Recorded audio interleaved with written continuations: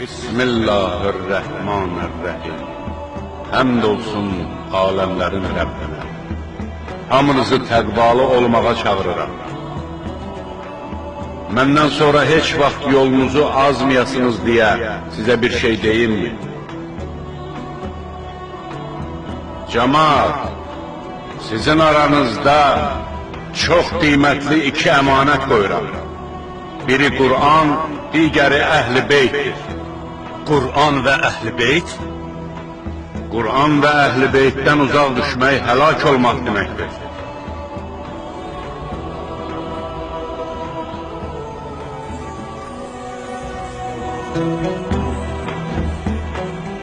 Allah mənim Mövlamdır. Mən də möminlərin Mövlasıyam. Mən kimin Mövlasıyamsa, bu Əli də onun Mövlasıdır. İlahi, onu sevəni sev, ona düşmən olanla düşmən.